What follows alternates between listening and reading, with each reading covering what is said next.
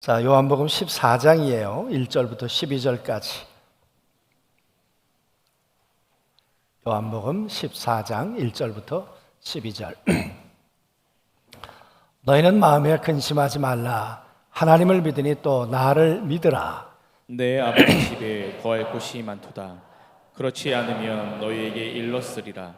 내가 너희를 위하여 거처를 예비하러 가노니 가서 너희를 위하여 거처를 예비하면 내가 다시 와서 너희를 내게로 영접하여 나 있는 곳에 너희도 있게 하리라. 내가 어디로 가는지 그 길을 너희가 아느니라.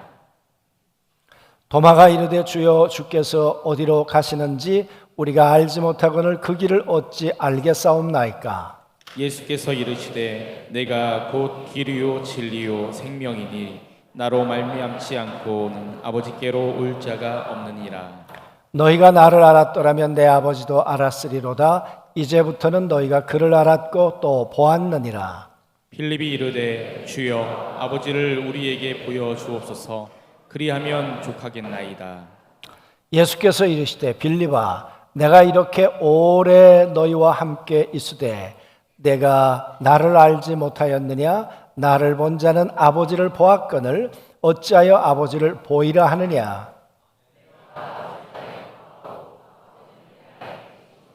내가 믿지 아니하느냐?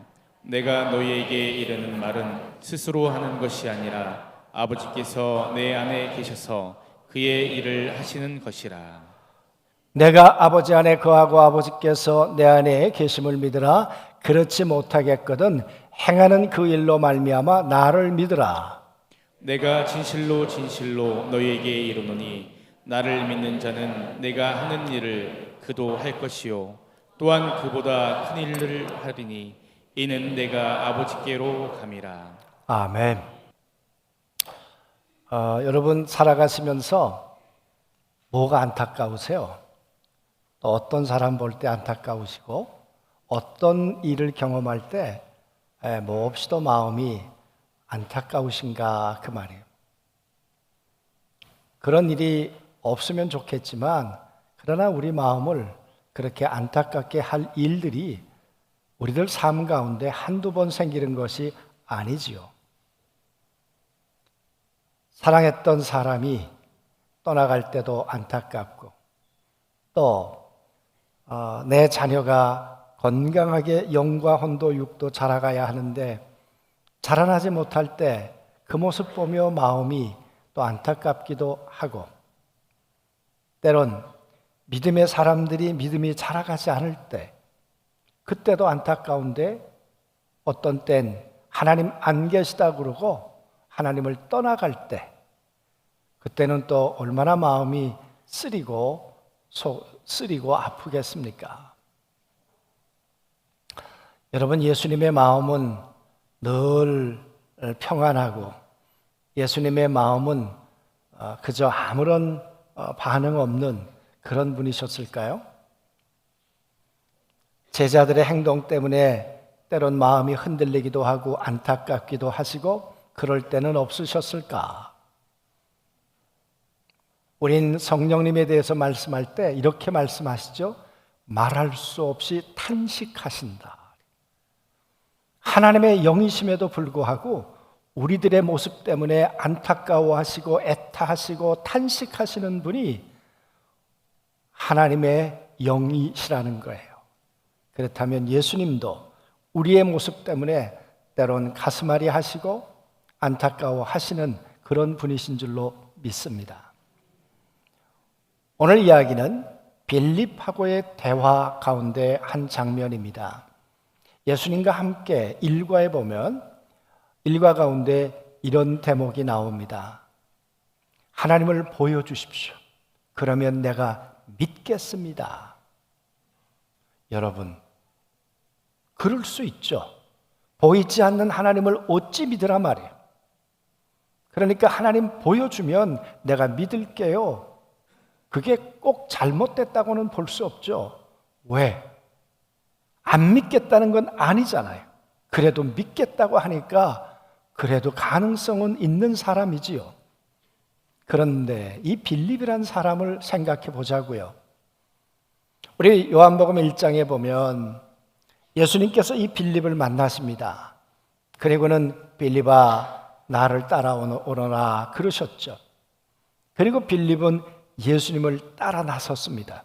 그냥 따라 나섰을까요? 그에게는 예수님에 대한 나름대로의 믿음이 있었어요. 그게 뭐냐 그러면 나다나엘에게 이렇게 얘기하는 장면으로 보아서 이 빌립에게는 적어도 이 정도의 확신은 있었다 그 말이에요. 이렇게 얘기를 하죠. 모세의 글과 선지자들이 예언했던 바로 그 사람을 나는 만났어. 바로 요셉의 아들 예수가 바로 그런 사람이야. 그러면서 하는 말이 나다나엘에게 당신도 나와 함께 예수를 따라갑시다 이렇게 전도했던 사람이 빌립이라는 사람이죠. 그러니까 빌립은 적어도 예수님에 대해서 그냥 따라간 것 아니고 성경을 근거로 구약을 근거로 믿음을 가지고 그리고 따라 나섰던 사람이에요. 그랬던 빌립. 여러분 빌립이 성경에 많이 언급되지는 않습니다. 특별히 공관복음 그러니까 마태, 마가, 누가복음을 관점이 같다. 그래서 공관복음이라 그래요. 공관복음에는 별로 기록이 없습니다. 요한복음에만 4번이 언급되고 있는데요. 3번째 그에 대해서 언급된 내용이 뭐냐 그러면 오병이어의 사건이에요. 3일 동안 2만 명이나 되는 많은 사람들이 예수님을 따라다녔습니다. 예수님 품 안에는 굶주림이 없을 거라고 생각했는지 예수님 따라다니면 모든 문제가 해결을 얻을 거라는 기대 때문이었는지 예수님을 따라다녔어요. 그런데 여러분 3일째 되는 날 배가 고파오기 시작해요. 허기지기 시작해요.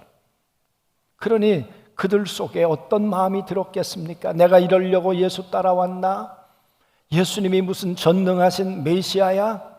우리들의 빵의 문제를 해결해 주지 못하는데 그런 불평과 불만이 여기저기서 터져나왔겠죠. 그때 요한복음은 이렇게 기록하고 있어요. 예수께서 빌립을 시험하여 가라사대 빌립아 이 문제 어떻게 하면 좋겠니? 여러분 예수님이 시험하신다 그랬어요. 그 말은 예수님이 답을 가지고 계신다는 얘기예요. 이 빌립으로부터 듣고 싶었던 답이 있으셨단 말이에요.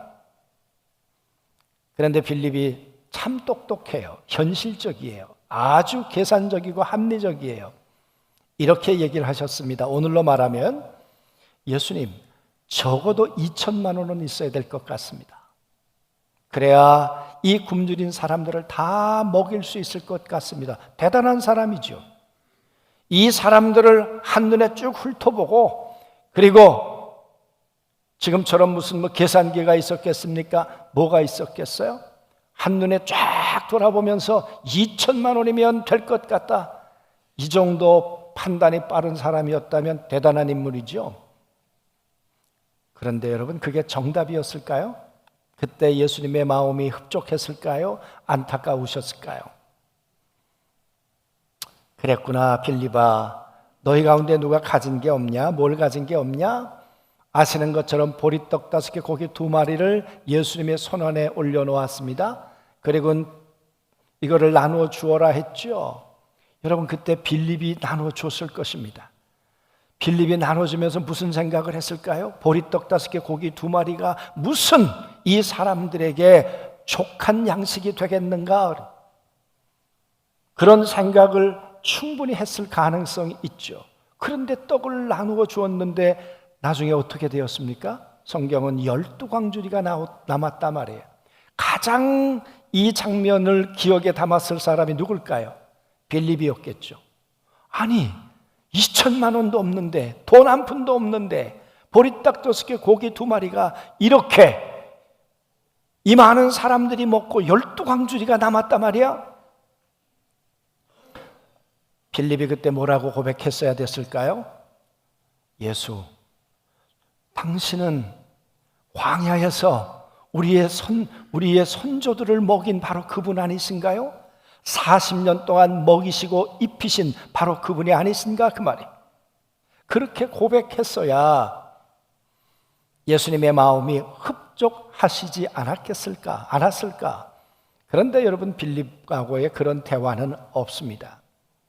그리고는 이야기가 건너뛰어서 오늘 이야기예요. 13장에 들어오면서 예수님의 좀 태도가 수상하세요. 발을 닦아주시질 않으시나, 마지막 성찬을 이 떡을 떼시면서 이 가운데 날 팔자가 있다, 이런 얘기를 하시지 않나? 뭔가 분위기가 안 좋았다 그 말이에요. 그러니까 제자들 마음에 근심이 들어왔겠죠. 오늘 14장 1절이 어떻게 시작합니까? 너희들은 마음에 근심하지 마라. 그 말은 근심하고 있다는 거잖아요. 왜? 예수님의 행동 때문에. 안 그래도 근심하고 있는데 예수님의 말씀이 더 근심하게 만들어요. 내가 간다. 내가 가면 아버지의 집으로 가는데 가서 너희를 위해서 처소를 예비하겠다. 그러면 내가 다시 와서 너희를 영접해서 나 있는 곳에 너희도 있게 하겠다. 여러분, 아니 아멘 정말 대단해요. 아멘 했는데 빌립은 그게 아멘이 아니었다니까. 빌립은 이 말 때문에 시험 들었다니까. 빌립만 시험 든 게 아니라 도마라는 사람도 시험 들었다니까요. 여러분, 도마가 어떤 사람이에요? 아주 실증주의적인 사람이에요. 응? 뭐라고 얘기했습니까? 예수님이 부활하셨다고 제자들이 다 얘기를 하니까 내 손가락으로 예수님의 옆구리에다가, 예수님의 그 손가락에다가 이 손에다가 손가락을 넣어보기 전에는 내 육체 오감으로 확인하기 전까지는 나 예수 부활했다는 거 안 믿어. 내가 생각하는 예수는 십자가에 죽었으면 끝이야. 내가 생각하는 예수는 십자가에서 다시 부활한다? 있을 수 없는 일이야. 여러분, 이게 도마의 이야기였습니다. 그랬더니 예수님이 도마야, 내가 길이야. 내가 그 길이야. 내가 그 진리야. 아버지께로 올 자가 없는데 내가 그 길을 만드는 거야. 여러분, 그 이야기를 듣고 도마가 아멘 그랬나요? 빌립이 아멘 그랬나요? 아니에요. 여러분, 이제 예수님이 내일 모레면 돌아가실 판이에요. 이제 졸업고사를 치르고 예수님이 졸업장 주셔야 돼요. 그런데 여러분, 이 빌립도 도마도 지금 예수 그리스도의 하시는 말씀이 전혀 마음속에, 가슴속에 들어오질 않는 거예요. 아멘이 되질 않는 거예요. 예수님 얼마나 안타까우셨겠어요. 얼마나 답답하셨겠어요. 응? 그때 빌립이라고 하는 사람이 이렇게 말합니다. 예수님, 아버지를 보여주시면 제가 믿겠습니다. 틀린 얘기 아니죠. 아니, 하나님 살아계신 거 보여주면 내가 믿겠다니까요. 안 믿겠다는 건 아니에요. 그런데 여러분, 영이신 하나님을 어찌 보여줘요? 보여줄 수 없는 하나님을 어떻게 보여줘요? 하나님을 본 자는 다 죽는다 그랬어요. 어떻게 보여주실 수가 있는가 그 말이에요. 보여달라는 걸 보여달라 그래야지. 그러니까 예수님 이렇게 말씀하셨어요. 나를 본 자는 아버지를 보았거늘. 아니, 뭔 소리예요? 아버지가 당신이 하나라고요? 아버지하고 당신이 어떻게 같아요? 이게 빌립의 태도였어요. 아버지를 본 자는 나를 본 자는 아버지를 보았거늘. 그래. 내가 하는 일은 내 일이 아니야. 내 안에 아버지가 계셔서 하는 일이야. 여러분, 이렇게 예수님의 말씀을 동의하고 박수치고 받아들였겠는가 그 말이. 그 말이 아멘이 되었다면 지금 이런 질문을 했겠어요? 이런 안타까운 일들을 만들었겠어요? 아닌 거예요. 아닌 거예요. 응? 여러분, 이제 마지막 순간이 점점 다가오는데 빌립은 어떻게 해요? 그리고 예수님은 어떻게 하셔야 되느냐 그 말이에요. 이 노릇을 나를 본 자는 아버지를 보았다는 이야기가 뭐예요? 내 안에 아버지가 계시다는 게 뭐예요? 내가 하는 일은 아버지가 하신 일이야 라고 하는 말의 뜻이 뭐예요, 여러분? 하나님은 보이지 않으세요. 하나님은 영이세요.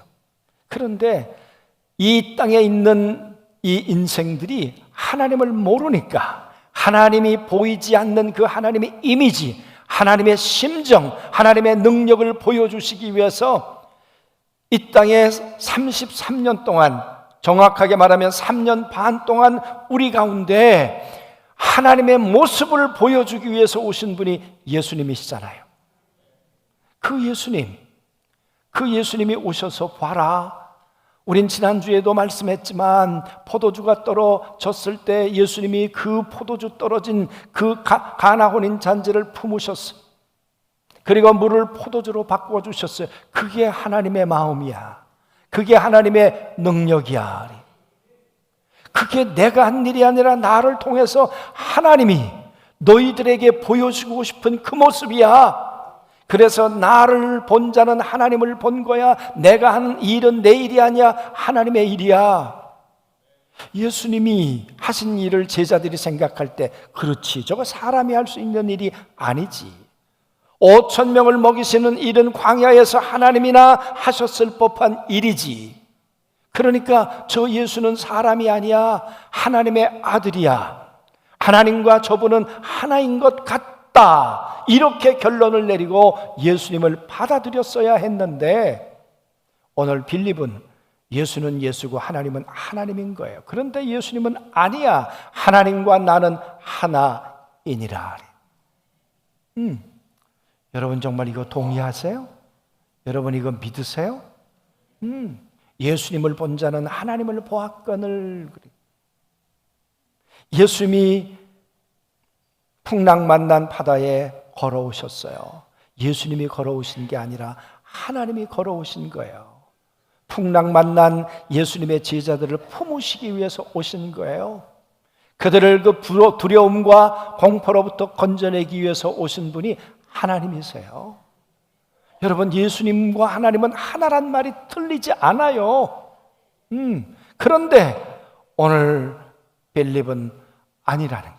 믿을 수 없다는 거예요. 믿을 수 없다는 거예요. 그러니 예수님이 안타까우시죠. 여러분, 이 정도 됐으면 예수님이 나 이제 며칠 있으면 떠나는데 이제 끝이다. 내가 3년여 동안 너희를 가리켰다마는 돌아온 결론이 이거다. 헛수고였구나. 그리고 예수님이 포기하시고 당신의 한계를 인정하시고 이제 가셔야 되는 거 아니에요? 그런데 예수님이 이렇게 말씀하세요. 나를 못 믿겠거든 내가 하는 이 일로 인해서 믿어라. 그 말은 내가 보여줄게. 너희가 믿음이 생길 만한 일을 보여줄게. 그런데 보여주신 게 십자가예요. 채찍 맞으시고 연약한 모습으로 돌아가신 예수의 모습이에요. 죄인의 모습으로 돌아가셨어요, 여러분. 그게 믿음의 무슨 큰일이에요. 그건 큰일 아니에요. 절망하고 실망하고 포기하고 떠날 일이에요.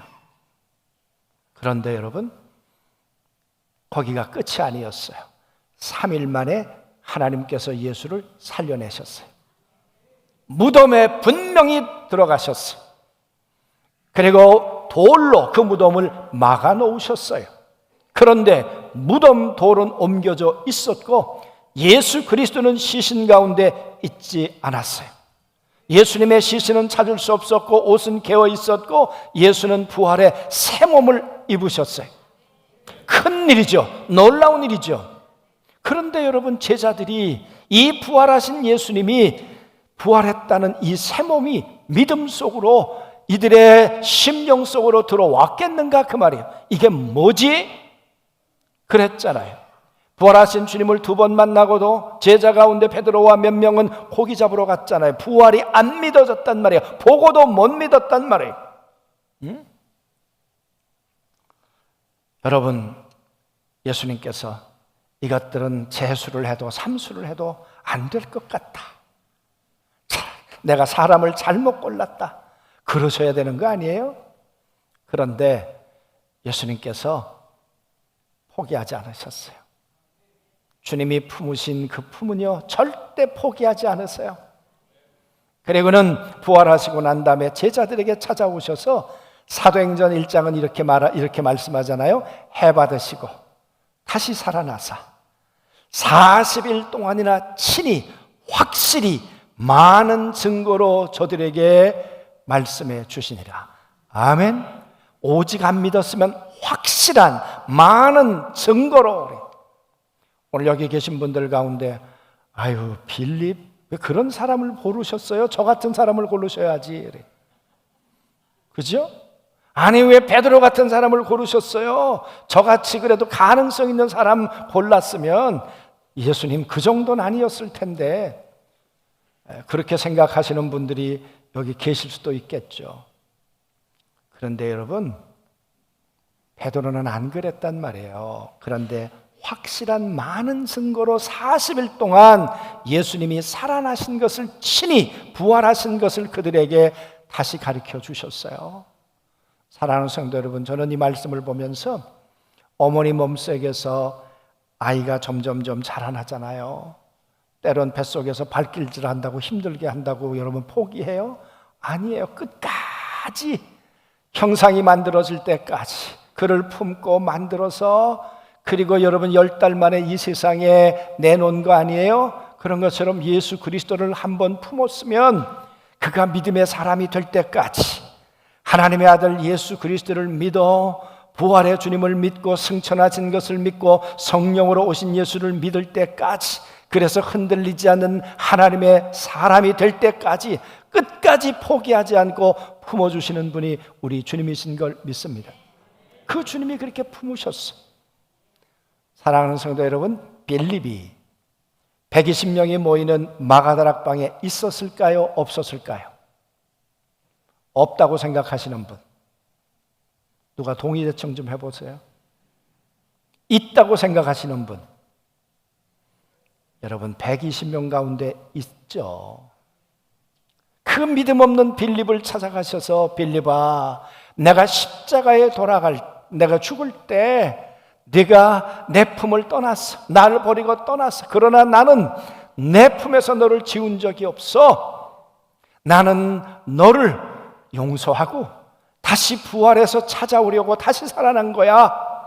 그리고 다시 주님의 품에 이 빌립과 도마를 받아들이신 분이 우리 주님이신 걸 믿습니다.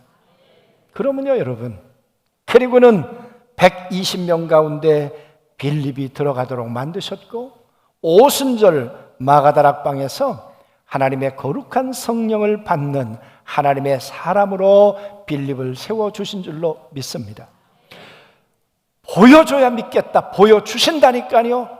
아니 십자가보다 더 확실한 게 어디 있어요? 물 위를 걷는 것보다 더 확실한 게 어디 있으세요? 나병 환자를 손을 대서 살려낸 이 확실한 증거, 이것보다 더 확실한 증거가 어디 있어요? 나사로를 걸어 나오도록 만드는 증거보다 더 확실한 게 어디 있고 무덤에 들어갔다가 3일 만에 부활의 몸을 입고 살아나신 것보다 더 큰 일이 어디 있어요? 안 믿는 게 이상한 거지. 안 믿는 게. 여러분, 이 모든 수고를 통해서 제자들은 믿으니라. 아멘. 여러분 정말 우리 하나님 생각하시면 속상하실 것 같아요. 하나님께서 모세를 통해 이스라엘 백성들을 애굽에서 건져내겠다고 하실 때 모세가 이제 하나님께서 나를 보냈다, 이제 우리 다 나가자 그럴 때 다 같이 할렐루야 기다렸습니다. 그런 사람 몇이나 있겠습니까? 없었죠. 그러니까 내가 왔다 일을 보여주시는 거죠. 나일강을 피로 물들게 하셨던 거죠. 파리떼를 통해서 보여주신 거죠. 개구리떼를 통해 보여주시고 우박을 통해 보여주시고 마지막에는 양을 잡아 문설주에 바르려무나. 아니 양 피 발랐다고 글쎄 누구는 죽고 누구는 살아났다는 게 이게 합리적이에요? 아마 빌립 같았으면 나 그거 안 믿어 그러고 아마 피 안 발랐을런지도 모르죠. 그러나 9가지의 재앙을 통해 믿음이 축적된 그들이 이제는 하나님의 말씀 가운데 순종해야겠구나. 그리고 피를 바른 거죠. 그리고는 애굽에서 나왔다니까요. 그래서 여러분, 믿음이 생길 때까지 하나님은 큰 일을 그들에게 보여주셨어요. 아멘. 예. 여러분, 우리는 정말 믿음이 없어요. 그래서 우리에게는 육체의 오감으로 자꾸 뭘 확인하려고 해요. 홍해바다 앞에서 두려워 떨었다는 거 우리 다 알잖아요. 그런데 홍해바다 앞에서 어떤 일이 벌어졌습니까? 말탄 애굽의 군인들을 다 물속에 수장시키셨어요. 그걸 보게 하셨어요. 아우성 소리를 듣게 해주셨어요. 그랬던 그들이 미리암과 함께 하나님을 찬양했잖아요. 보고 확신하고 난 다음에. 그런데 여러분, 믿음은 한 번 믿는다고 그게 몇 년 가는 게 아니더라고요. 믿음의 유통기한이 짧아요. 여러분이 여기서 아멘하고 나가지만 여기 걸어 나가시다가 아이고 나가는데 떡 싸랜다 그래. 아이 웬 떡 싸라 그래. 그래가지고 여러분 또 믿음 쏟고 갈 수 있어요. 예. 예, 그런 의미에서 떡 싸가지고 가세요. 아이고, 감독되니까요, 다 돈 달래는 얘기. 목사님, 교회 인테리어 했습니다. 뭐 했습니다. 한번 오세요. 빈손으로 오라는 얘기겠어요? 예. 우리 윤기철 목사도 인테리어 했다고 그래서, 그래, 내가 갈게. 돈 생기면 갈게. 여러분, 그래서 믿음 없는 사람들이 자꾸 믿음의 터가 깊어지고 넓어지도록 또 하나님께서는 마라의 쓴물을 단물로 바꾸기도 하시고 먹을 게 없다고 할 때 만나를 주기도 하시고 큰 일을 보여주시는 건 뭐예요? 물만 먹으라는 게 아니고 만나 먹으라는 게 아니고 만나를 주신 하나님을 먹으라는 거죠. 그 하나님을 받아들이라는 거죠. 여러분, 빌립이 왜 믿음이 자라지 않았나요? 내가 생각하는 예수, 그 예수만 받아들이겠다는 거예요. 내가 생각하는 예수는 십자가에 돌아가시면 안 돼요. 내가 생각하는 예수는 부활하실 수 없어요. 내가 생각하는 예수는 아버지께로 돌아갔다가 다시 올 수 없다는 거예요. 그러나 성경이 말하는 예수는 아니에요. 아버지께로부터 왔다가 아버지께로 돌아가실 수 있어요. 성경이 말하는 예수는 십자가의 죽음이 끝이 아니에요. 죽음 십자가에서 다시 살아나 부활에 썩지 않은 새 몸을 입고 영혼이 왕노릇하는 것이 성경이 말하는 예수 그리스도예요. 여러분, 믿음이 뭡니까? 내가 말하는 예수가 아니에요. 예수님과 함께 그 책을 쓰면서 아마 거기다 그렇게 썼을 거예요. 이 책을 공부하는 동안에 내가 생각하는 예수를 내려놓고 성경이 말하는 예수를 그대로 받아들였으면 좋겠다. 사랑하는 성도 여러분, 내가 생각하는 예수는 하나님 품속에 계시다가 이 땅에 오신 분이 아닐 수 있어요. 그런데 성경이 말하는 예수는 하나님 품속에 계시다가 이 땅에 사람의 몸을 입고 오신 분, 그분이 예수님이세요. 있는 모습 그대로, 내가 가감하지 말고 각색하지 말고 성경이 말하는 그 모습 그대로, 5,000명을 먹이셨으면 그 모습 그대로, 병든 자를 일으켜 세우셨으면 그 모습 그대로, 죽은 자 가운데 살아나셨으면 그 모습 그대로 예수 그리스도를 받아들이는 것이죠. 승천하셨다가 하나님 보좌 우편에 앉아 계실 뿐만 아니라 성령으로 다시 오신다고 약속한 그대로 마가다락방에 오셨던 것처럼 야멘 주 예수여 내게도 오시옵소서. 저는 오늘 남서울교회, 제가 병들었을 때 처음 예수 믿었던 그 교회를 제가 오늘 재직회 끝나고 갑니다. 제가 가면서 옛날 사진 하나를 제가 가지고 가요. 한번 띄울 수 있을까요? 여러분, 맨 끝에 이 손 벌리고 있는 친구가 접니다. 예수 믿은 지 1년 조금 넘었는데 처음 여름 성경학교 한다고 저보고 교사라 그래서 그때 제 몸매 괜찮았어요. 네, 저 때요 허리가 아마 27 정도 됐을까요? 예. 제가 저 병든 몸으로 정말 젊었을 때 예수님 못 만나고 살다가 예수님 만났어요. 그리고 오늘의 제가 됐어요. 저는요, 거기 간다고 생각하면서 친정집 가는 거잖아요. 내가 생각을 못했어요. 떡이라도 해갖고 가야 되는 건데 내가 왜? 안중교회 무척 헷갈리네. 남서울교회가 저를 품어줬잖아요. 얼마나 허물도 많고 연약했겠어요. 그런데 저를 품어줬어요. 저렇게 병든 모습, 성도들이 와서 기도해주고 신방해주고 할렐루야 아멘. 그래서 오늘 제가 돼서 제가 가서 다른 얘기 할 거 아니에요. 40년 동안에 하나님이 저를 어떻게 인도하셨는지, 그 하나님이 살아계십니다. 그 하나님이 저를 품어주시지 않았다면 오늘 제가 어떻게 제가 됐겠어요? 여러분, 그뿐만 아니라 제 품속에도 예수님이 오셨어요. 제 품속에도 예수님이 계셨어요. 믿음이라는 건 밖으로 나가는 거 아니에요. 예수님 안 계시다고, 하나님 안 계시다고 뛰쳐나가는 게 아니라 어려울수록 예수님 안으로 들어오는 거예요. 주님을 내 안으로 모셔드리는 거예요. 내가 생각하는 예수를 깨버리고 성경이 말하는 예수, 하나님의 아들 예수, 천지를 만드신 그분 그대로 그 예수를 내 안에 모셔드리는 거예요. 그러면 예수님은 내 안에서 당신의 일을 행하세요. 병든 제 몸을 고치셨어요. 무지한 저에게 지혜를 주셨어요. 방향을 잃어버렸는데 제가 하나님을 위해 일할 수 있도록 제 삶의 방향을 하나님이 설정해 주셨어요. 사랑하는 성도 여러분, 오늘 하나님을 보여달라고, 아니 보여주셨잖아요. 어디에? 성경에. 하나 더 말씀드리면, 제가 아팠을 때 눈이 아파서 성경을 볼 수가 없어요. 그래서 카세트를 샀어요. 그때는 카세트가 있었으니까. 복음서를 읽어 내려가다가 누구 병 고친 얘기만 있으면 그거 꺼놓고, 주님 나도 좀 고쳐달라고, 나도 좀 고쳐달라고. 여러분, 그런데 그 주님이 고치셨어요. 할렐루야 아멘. 그분이 살아계세요. 그분이 전능하세요. 오늘 주님이 우리를 품어주실 뿐만 아니라 우리의 품에도 주님이 계셔서, 오늘 예수님이 이렇게 고백하셨잖아요. 내가 하나님 안에 있을 뿐만 아니라 하나님이 내 안에 계셔. 그게 믿음이야. 너희가 내 안에, 그리고 뿐만 아니라 너희 안에 내가 있는 것이 믿음이야. 그래야 죽음도 이겨, 그래야 고난도 이겨. 그게 주님의 품어주심이야. 올 한 해 사랑하는 성도 여러분, 이 품어주시는 주님의 은혜 안에서 넉넉히 이겨내시는 모든 성도들이 되시기를 주님의 이름으로 축복합니다.